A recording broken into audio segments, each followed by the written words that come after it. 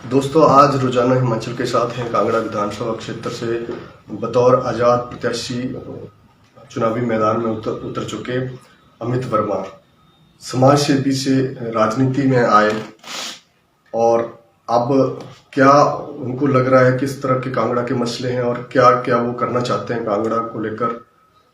तो आइए आपको रूबरू कराते हैं अमित वर्मा जी से। बहुत धन्यवाद रोजाना हिमाचल का। और मैं बड़ा धन्यवाद हूँ कि इतने सारे मुझे मान सम्मान दे रहे हैं जितने भी न्यूज़ चैनल वाले हैं, और इसी तरह से मेरी पॉपुलैरिटी बढ़ रही है और कारवां भी बढ़ रहा है। धन्यवाद रोजाना हिमाचल का। एक आईटी प्रोफेशनल से समाज सेवा में आप आए, तो क्या कारण रहे, क्यों आपने समाज सेवा को चुना? देखो, आईटी प्रोफेशन है मेरा और उसको मैंने छोड़ा नहीं है, वो भी चल रहा है। और राजनीति में आने का एक ही मतलब है, क्योंकि विधानसभा की डेवलपमेंट की बातें हैं, कांगड़ा के डेवलपमेंट की बातें हैं। कहीं ना कहीं सभी को ये दिखा है, मेरी टीम को और मुझे, कि कोई डेवलपमेंट नहीं हुई है। जब तक मतलब विकास के लिए आप राजनीति में आए हैं, लेकिन आपने इससे पहले समाज सेवा का रुख किया था। तो समाज सेवा का रुख नहीं है वो, जो मुझे लगता है कि मैं किसी की मदद कर सकता हूँ, या मुझे लगता है कि किसी न किसी तरीके से अगर कोई ना कोई हेल्प किसी की हो सकती है, तो बस वही है। आप उसको कुछ भी बोल सकते हो, मैं समाज सेवा नहीं कहता हूँ इसको। तो मेरे हिसाब से ये समाज सेवा नहीं थी। समाज सेवा का कोई ऐसा शब्द मैं शुरू से कहता हूँ कि वो मुझे वैसे भी पसंद नहीं है। बट मतलब अपने लोगों के काम आने वाली बात है।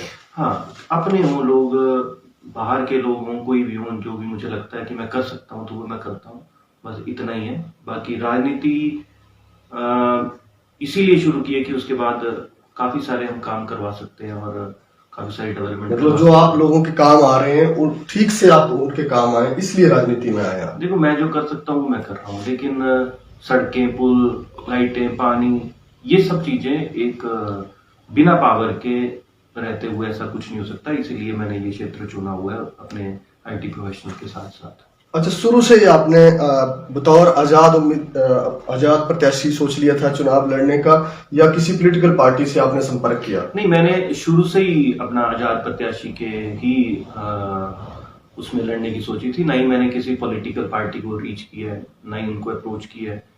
और मुझे कोई, देखो, ये अपने कार्यकर्ताओं को नहीं टिकट्स देते हैं, तो मेरा तो कोई राजनीतिक पिछला करियर है ही नहीं, तो मुझे क्यों ये लोग टिकट देंगे या कुछ करेंगे। तो मैं शुरू से आजाद तौर पे ही लड़ रहा हूँ। आपने मन बना लिया था कि चुनाव लड़ना है और अपने दमखम पे लड़ना है? बिल्कुल, मैंने ये सोचा ही था कि चुनाव लड़ूंगा और बिल्कुल अपने आप ही लड़ूंगा, किसी पार्टी से संबंधित होके नहीं लड़ूंगा। ये मेरा शुरू से ऐसा ही विचार था। तो सबसे पहले आपने चुनाव प्रचार शुरू कर दिया था, तो अभी क्या लग रहा है आपको, क्या क्या मसले हैं कांगड़ा के?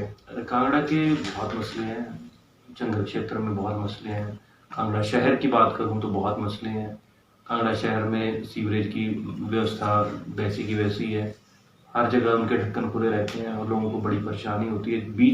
इन्होंने सड़कों के बीच में चैम्बर बनाए हुए हैं, आपको बताऊं मैं, और हर तीसरे दिन ये लोग ट्रैफिक जाम कर देते हैं और गंदगी से रूबरू होना पड़ता है लोगों को। हर जगह समस्या है, जंगल में पानी की समस्या है, कहीं ग्राउंड नहीं है, प्ले ग्राउंड नहीं है, बच्चों को खेलने की जगह नहीं है, स्कूलों की बुरा हाल है, जितने भी गांव के स्कूल हैं उनका बुरा हाल है, शहर के भी सरकारी स्कूलों की हालत बहुत बुरी है, किसी से छिपी नहीं है। और स्वास्थ्य के लिहाज से देखें तो जो सरकारी हमारे हॉस्पिटल में डिस्पेंसरियाँ हों वो भी व्यवस्थित नहीं है, इनकी मशीनें खराब हैं, कुछ है, तो लोगों को कहीं ना कहीं दिक्कतें तो रहती हैं। और ये दिक्कतें देखते हुए ही मैंने राजनीति में कदम रखा। तो लोगों को दिक्कतों से निजात दिलानी आप? बिल्कुल बिल्कुल, पूरी जनता को दिक्कतों से निजात दिलाएंगे, 1 साल के भीतर भीतर दिलाएंगे। एक पुल भी है जिसको लेकर आप काफी चर्चा में आए थे। पुल से ही मैंने राजनीतिक करियर, अपना राजनीतिक सफर शुरू किया था। ये तरसूख के पास का पुल है और 14 सालों से वो कनेक्ट नहीं हो पाया। और तो आपने पता किया कि क्या कारण रहे होंगे, क्यों कनेक्ट? मैंने पता किया था, उसमें कुछ स्टेट गवर्नमेंट की दिक्कतें थी, उन्होंने नहीं इसकी ध्यान दिया। कुछ हमारे विधायकों की भी नकारापन था, जो उन्होंने कभी गए नहीं है, उस एरिया में नहीं गए हैं, तो उनको जरूरत भी क्या, कहीं को तो नेताओं को ये भी नहीं पता कि वहां पे पुल है जो आधा अधूरा है। और उस पुल के बाद कम से कम 12 से 15 पंचायतें शायद जुड़ती हैं और लोगों को आमने सामने हॉस्पिटल टांडा है, लेकिन उनको आने के लिए 2.5 घंटे लगते हैं, वो भी अगर बाय रोड से आना हो उन्होंने, और तो कोई रोड है नहीं, वो वैसे आमने सामने है, लेकिन वो 12 से 15 पंचायतें, वहीं से मैंने अपना राजनीतिक करियर शुरू किया था।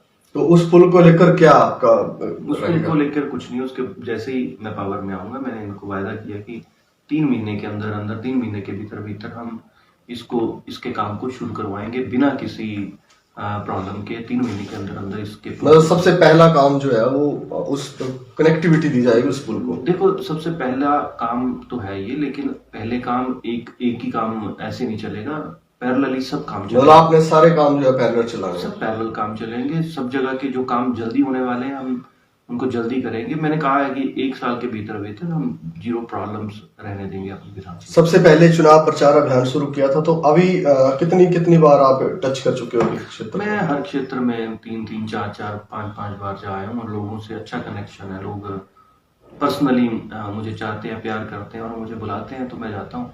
और हर विधानसभा में, दूर से दूर दराज की विधानसभा क्षेत्र जो है हमारे गाँव है, जहाँ पे 10-10 सालों से विधायक वहाँ पे नहीं आए, जनप्रतिनिधि नहीं आए वहाँ पे भी मेरे लोग हैं, चाहने वाले हैं, और मुझे दिल से प्यार करते हैं, और वो प्यार सबको 12 तारीख को दिख भी जाए।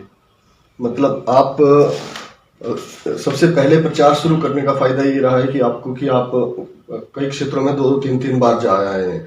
लेकिन एक सवाल और है अमित जी, जिसको कई लोग खड़ा करते हैं कि एक आजाद प्रत्याशी कैसे जस्टिफाई करेगा, न्याय कैसे करेगा, विकास कैसे करवाएगा? देखो, कांगड़ा का इतिहास वैसे आजाद प्रत्याशी का ही रहा है, जो मैंने अभी पता चला है, तो विश्लेषण भी ऐसे ही है। इस बार भी मैं ही जीतूंगा, आजाद प्रत्याशी जीतेगा। और रही डेवलपमेंट की बात, तो विधायक निधि सबको बराबर आती है, ऐसा नहीं है कि कांग्रेस को ज्यादा है, बीजेपी को ज्यादा है। मतलब विधायक निधि तो है ही है, लेकिन उसके बाद भी बड़े काम, प्रोजेक्ट लाने, बड़े उसके लिए क्या करेंगे? जब मेरे पास अच्छे प्रोजेक्ट्स होंगे, जब मेरे पास अच्छे प्रपोजल होंगे, तो उनको कोई भी सरकार रोक नहीं पाएगी। उसको रोकने के लिए भी उनको एक उसका कारण चाहिए होता है। ऐसा नहीं है, कोई मेरे प्रपोजल होंगे, उनको कोई भी मतलब अपने होमवर्क से और अपनी साफ नीति से आप जो है वो बड़े काम भी लाएंगे कांगड़ा में? डेफिनेटली लाएंगे, क्यों नहीं लाएंगे। जब हमारे पास प्रपोजल होंगे, बढ़िया प्रोजेक्ट्स होंगे और इको फ्रेंडली प्रोजेक्ट्स होंगे, तो अपना हिमाचल विधानसभा नहीं तो दिल्ली से भी आएंगे ये काम, फंड्स दिल्ली से भी आएंगे। ऐसा कुछ नहीं, हमारे प्रपोजल चलते रहेंगे। हमने पूरा होमवर्क किया हुआ है, इसमें पूरी रिसर्च तो इस पे प्रेशर भी क्रिएट करेंगे, जैसे कई बार पॉलिटिक्स तो रहती है, क्योंकि हर पार्टी चाहती है कि हमारा बंदा है तो हम उसको ही करेंगे, दूसरे को नहीं करेंगे। तो ऐसा नहीं, कोई भी सरकार जो होती है वो डेवलपमेंट को नहीं रोकती है। अगर अच्छे विजन के साथ अच्छा प्रोजेक्ट होगा तो कोई भी सरकार क्यों रोकेगी। ऐसा कोई मुझे नहीं दिखता कि कोई ऐसा होगा जब प्रोजेक्ट्स लाएंगे ही नहीं। जब मतलब आप अपने होमवर्क पे और अपने जो विजन है उसके सहारे जो है वो कांगड़ा के लिए बड़े बड़े प्रोजेक्ट्स, विधायक मतलब विधायक होता है, उसकी बराबर पावर्स होती हैं, बराबर ही उसकी कैपेबिलिटी भी रहती है।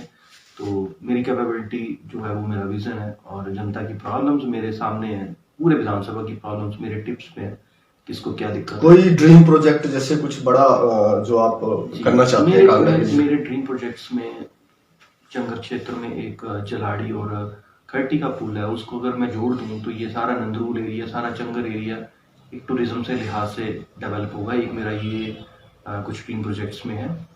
और एक मैंने मेरी कोशिश रहेगी कि बाणगंगा से, हमारे बाणगंगा से लेके पुराना कांगड़ा एक हरिद्वार है, वहां तक हम घाट डेवलप करेंगे। उसके बाद वहाँ पे टूरिज्म डेवलप होगा, हम बोटिंग का एरिया बनाएंगे। और मेरा एक और भी ड्रीम है कि जितनी भी आसपास खड्डे, नदियां, नाले हैं, उनको भी मैं स्वच्छ बनाऊं।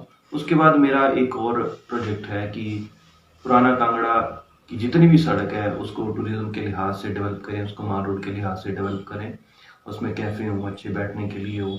और मैं चाहता हूँ, ड्रीम तो मेरा ये है कि हर गांव में मैं एक खेल का मैदान जो बिल्कुल नेसेसिटी है, जिससे बच्चे नशे से दूर रहेंगे, बड़े भी नशे से, खेलों से जोड़ना है, खेलों से जोड़ूंगा। और ऐसे बहुत सारे मेरे प्रोजेक्ट्स हैं, और ड्रीम प्रोजेक्ट्स नहीं है। अगर जनता ने मुझे ऐसे ही प्यार दिया तो ये हम 1 साल के भीतर इन प्रोजेक्ट्स को हम बिल्कुल डेफिनेटली कंप्लीट करेंगे। और कांगड़ा को पर्यटन क्षेत्र बनाना है आपने, एक बढ़िया पर्यटन क्षेत्र। तो नंदरूल एरिया है हमारा, बहुत सुंदर एरिया है, लोग वहाँ पे काफी जाते हैं, जिसको भी पता चलता है बहुत अच्छी वैली है वो, और इतनी सुंदर वैली है कि उसको टूरिज्म के लिहाज से उसको भी डेवलप कर, मतलब जो जिसको चंगर कह के संबोधित करते हैं उसको आप एक पर्यटन क्षेत्र के रूप में नेताओं ने तो हमेशा विभाजित की है सभी को। कांगड़ा विधानसभा को कई तरीकों से बांट दिया, चंगर, पलम, सिटी ऐसे बांट दिया होगा।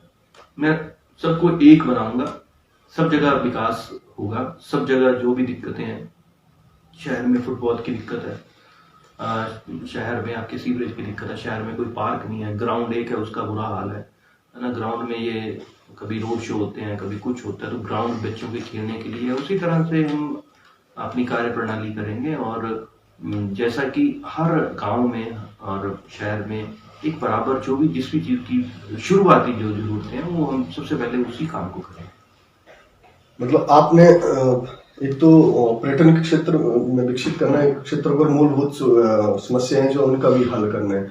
अच्छा, अभी तो आप लोगों के बीच में जा रहे हैं, लेकिन बाद में क्या कनेक्टिविटी का रहेगा लोगों के साथ? क्योंकि लोगों की शिकायत रहती है कि जीतने के बाद हर विधानसभा क्षेत्र के युवा मेरे साथ जुड़े हुए हैं, उनके ग्रुप्स मेरे साथ जुड़े हुए हैं व्हाट्सएप के माध्यम से, और उन्होंने अपने अपने ग्रुप बनाए हैं और उन्हीं के लेवल से, उन्हीं के ग्रुपों से हम जुड़ेंगे और बिल्कुल कनेक्ट रहेंगे, और जो भी दिक्कतें रहेंगी वो हमें उसका बताएंगे, और उसी के तरीके से हम उसी के उनकी सोच से ही, मतलब जैसे कि यहाँ पे ये दिक्कत है। और स्टार्टअप भी मैंने आपको बताया नहीं, हमने मतलब जुड़े रहेंगे, मतलब जुड़े रहेंगे। और जुड़ने का यही कारण है कि कहीं पे कोई डेवलपमेंट नहीं हो रही है, कहीं पे कोई गरीब की सुनाई नहीं हो रही है, कहीं पे पानी की समस्या अभी भी चल रही है, कहीं पे सड़कों की समस्या अभी भी चल रही है, तो वो कनेक्ट रहेंगे और मुझे फीडबैक देते रहेंगे और उसको हम आगे काम करते रहेंगे। एक बात आई थी कि आपकी सभा में जाने के लिए एक बार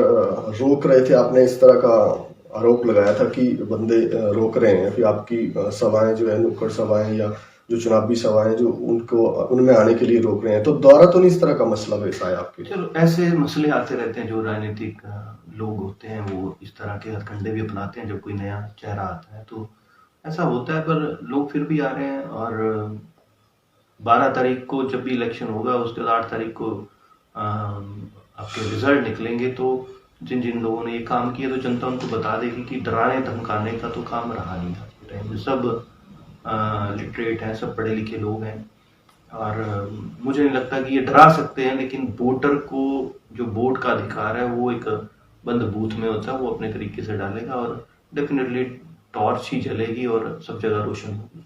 मतलब टॉर्च से जो है रोशनी फैलाई जाएगी? बिल्कुल, टॉर्च ही रोशनी फैलाएगी, और फैला रही है रोशनी, रोज फैला रही है, बढ़ती जा रही है रोशनी। और 8 तारीख के बाद हर जगह, हर मोहल्ले में, हर गली में, सब जगह रोशनी होगी और सब जगह खुशहाली होगी। यही मेरा प्रण है, यही मेरा एक औचित्य है इस राजनीति में आने का।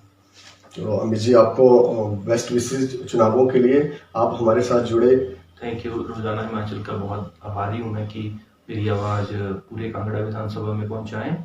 और इस बार आपके माध्यम से मैं कहूँगा, जनता को संदेश देना चाहता हूँ कि टॉर्च मेरा निशान है, और टॉर्च 5 नंबर में है, और सब टॉर्च को बटन दबाएं, टॉर्च का ही बटन दबाएं, 5 नंबर पे हमारा निशान है। और कृपया करके वोटिंग जरूर करें, और ज़्यादा से ज़्यादा वोटिंग करें, और ज़्यादा से ज़्यादा लोगों को जागृत करें कि वोट डालना उनका अधिकार है। और टॉर्च मेरा निशान है, 5 नंबर निशान है। धन्यवाद।